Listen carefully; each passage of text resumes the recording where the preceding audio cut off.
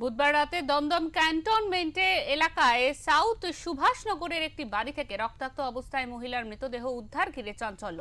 মহিলার শরীরের বেশ কয়েকটা জায়গায় আঘাতের চিহ্ন রয়েছে বলে জানা গিয়েছে এবং মৃত মহিলার নাম জয়া প্রামাণিক। ওই মহিলার স্বামীকে ছাড়াই ছেলেকে নিয়ে ওই বাড়িতে ভাড়া থাকতেন বলে জানা গিয়েছে। খুন করার পর সিসিটিভি ভেঙে দেওয়া এবং অপরাধী পূর্ব পরিচিত বলেই মনে করছে পুলিশ। এই ঘটনার সঙ্গে যুক্ত সন্দেহে একজনকে আটক করে জিজ্ঞাসাবাদ করা শুরু হয়েছে।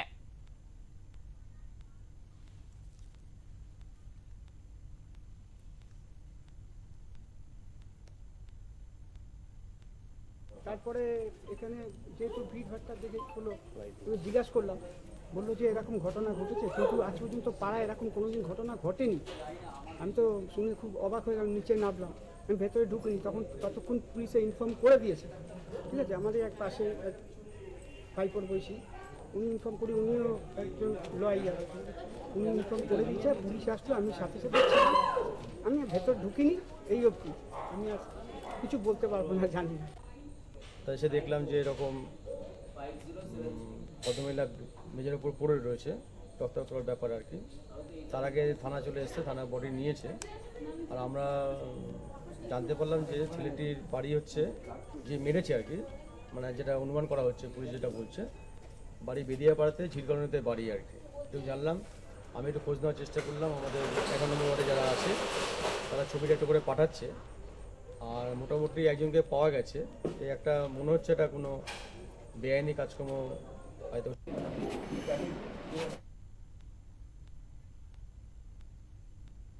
আমাদের সঙ্গে ইতিমধ্যে রয়েছেন টেলিফোন লাইনে আমাদের প্রতিনিধি মানুষ চৌধুরী। মানুষ, এই যে দমদম ক্যান্টনমেন্টে একটি বাড়ি থেকে মহিলার মৃতদেহ উদ্ধার হয়েছে, এই যে অভিযোগ উঠেছে, এই অভিযোগের ভিত্তিতে যাকে গ্রেফতার করা হয়েছে তাকে জিজ্ঞাসাবাদ করে এখনো পর্যন্ত কি কিছু জানা যাচ্ছে? দেখো শিল্পা, তোমাকে বলি, গতকাল রাতে কিন্তু প্রায় 12টার পরেই একটা খবর আসে যে দমদম ক্যান্টনমেন্টে যে সুভাষনগর, সাউথ সুভাষনগর, সেখানে কিন্তু এক মহিলা মৃতদেহ যা দেখতে পেয়ে স্থানীয় লোকজন তারা কিন্তু খবর দেয়। ঘটনার সূত্রপাত যেটা হচ্ছে যে ওই মহিলা জয়া পরমাণু, সে কিন্তু বছর দেড়েক ধরে এই একটি বাড়ি ভাড়া নিয়ে তার 3 বছরের যে পুত্র সন্তান তাকে নিয়ে থাকতেন। স্বামী স্ত্রী বনিবনা না হয় তারা কিন্তু আলাদাই থাকতেন, এবং তার স্বামী, যেটা আমরা সূত্রপাত জানতে পারছি, তার বাড়ি কিন্তু তার নিকটস্থ কাছাকাছি কাঠকল বলে জায়গা আছে বেদিয়াপাড়া, সেই যেখানে কিন্তু তারা থাকতেন। তবে এই ঘটনার পরে কিন্তু স্বামী এবং পরিবারের লোকজন কিন্তু তারা বেপাত্তা, তাদের কিন্তু পুলিশ খুঁজছে, তাদের কিন্তু খুঁজে পাওয়া যাচ্ছে না।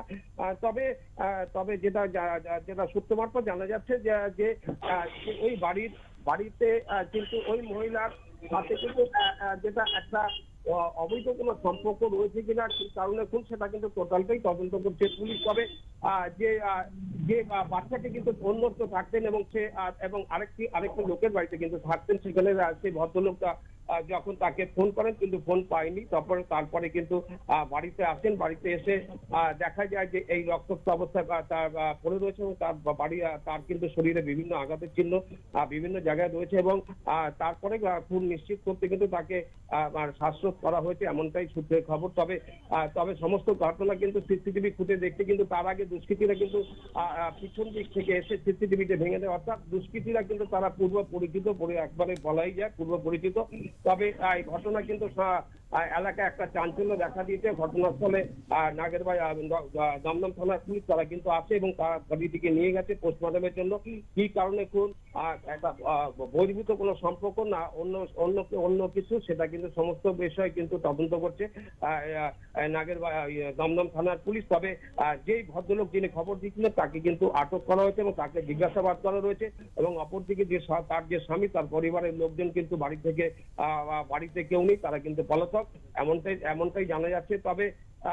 তবে যত সময় ঘটাবে ততই কিন্তু পুরো ঘটনাটি পরিষ্কার হয়ে আসবে। তবে বেশিরভাগটাই যেটা শোনা যাচ্ছে সেটা বহির্ভূত সম্পর্ক জেরেই কিন্তু এই খুন বলে অনুমান করছে পুলিশের তরফ থেকে। শিল্পা, একদমই।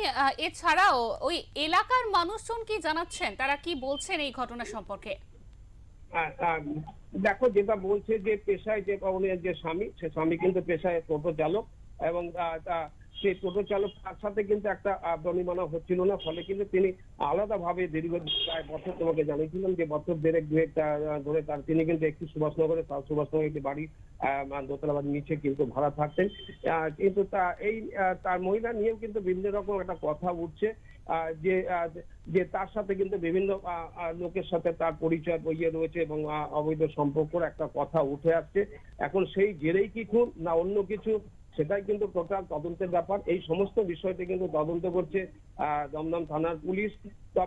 তবে সিসিটিভিটি কিন্তু ভেঙে দেওয়া হয়েছে, যেটা দিয়ে তথ্য পাওয়া যাচ্ছে, এবং আশেপাশে টোটাল অন্য সিসিটিভি ফুটেজ তারা সংগ্রহ করছে থানা থেকে, এবং কারা কে ঘটালো সেটাই কিন্তু এখন তদন্ত করে দেখার চেষ্টা করছে তারা পূর্ব পরিচিত না অন্য কেউ, কি কারণে খুব টোটালটাই সমস্ত তদন্তের আওতায় রয়েছে এবং সেই তদন্ত করছে দমদম থানার পুলিশ আধিকারিক। অনেক ধন্যবাদ মানস।